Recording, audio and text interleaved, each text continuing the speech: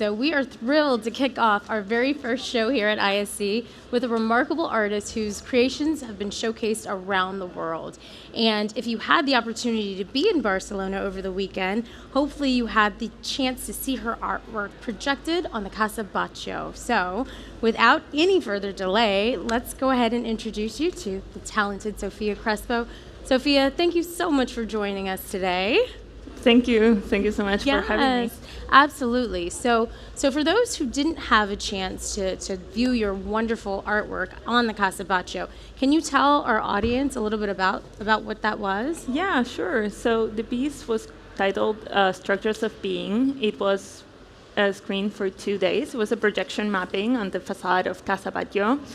And the whole piece was centered around Gaudi's development as an artist and the inspirations that he had, particularly the inspirations that he poured onto Casa Batlló, not just on the outside, but also on the inside of the house. Fantastic. And can you tell us something a little bit about Gaudi, something people might not know, and maybe something about his work that has inspired you? Yeah, so when I traveled to Barcelona for my research for this work, I had a lot of visits lined up to his various properties, and I remember going from Casa Batlló directly to Casa Vicens, which is his very first building project. And the contrast is just immense. And I think it's important to note that we know one part of Gaudi's body of work, and that's his more mature body of work. But as every artist, you undergo an evolution of your style. You perfect your craft throughout time, and that was deeply inspiring for me to see. So this house looks very different to his other projects that we know him for. No, absolutely. And it seems like there's just so many different types of inspirational artwork and projects that happen here. There's so many immersive experiences. Why do you think so many of those type of projects happen here in Barcelona? Barcelona has historically had been the perfect substrate for accepting these new ideas, or very receptive to new, challenging cultural and technological ideas. So I think that's the reason why these kind of projects are happening, and they don't happen just anywhere. Yeah, absolutely. So let's talk a bit about AI, because I know you include AI in your artwork. So how has it allowed your work to evolve as you started including AI in your work? So for me, with AI, it started out of curiosity. The way that I think of AI is purely as a tool. So I think of it as a painter would think of a paintbrush, and it has allowed me to extract patterns, so like visual patterns, sound patterns, that afterwards I can manipulate. And that's kind of the way that I think of it. It's important to note that there are many different types of AI out there. There isn't just one. Mm-hmm.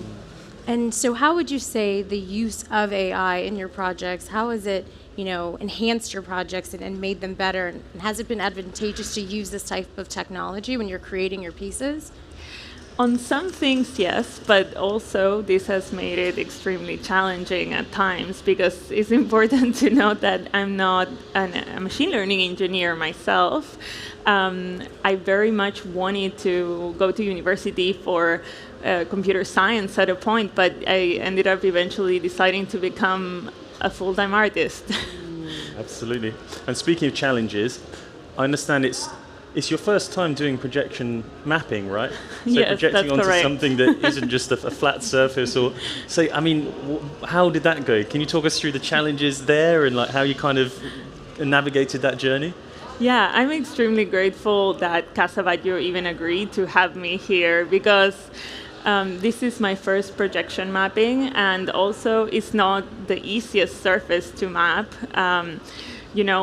The trencadís, which is all these ceramic tiles that cover the facade, they make they reflect the light back. So that's an additional challenge to the mapping. All these different textures, you have stone, you have glass, and it's extremely intricate. It's really a three-dimensional surface. it was just amazing being there with all of the people who were standing outside in the street and them blocking off traffic. And I'm just looking at this building. I'm like, how in the world is all of these, these images and, life forms just effortlessly flowing on this building? So for your first time, I think you've done a wonderful job, and I think they may ask you back I would like to ask you back every year.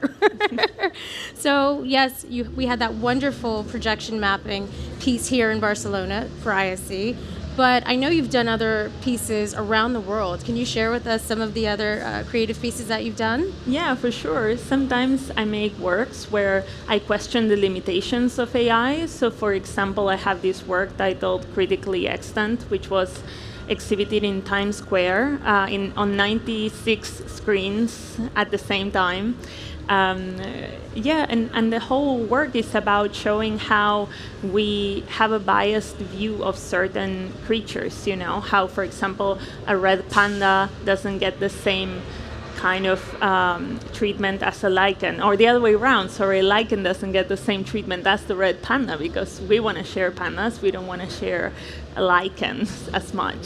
So, yeah.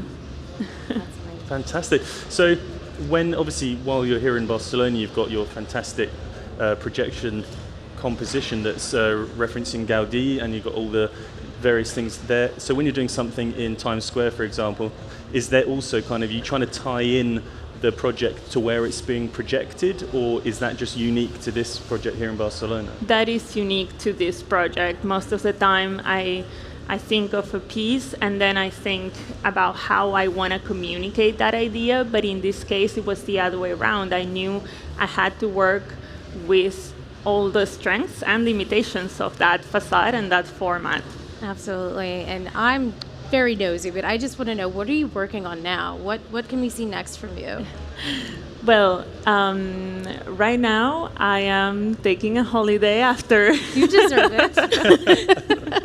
It definitely looked like it was a lot of work, so yes. But we do have a project lined up here in Barcelona for this year through my artist duo, which is with Felican McCormick, my partner. And I'm very much looking forward to sharing that. We're excited to see it. Yeah, fantastic. Where can people go to find out more about sort of what you're working on? You have social media, website, that kind of stuff? Yeah, I'm most active on Instagram. So my personal account is Sofia Crespo, and my artist duo account is Entangled Others. Fantastic. Excellent. Well, it's been an absolute pleasure having you here. Are you going to be sticking around for a few days for the show?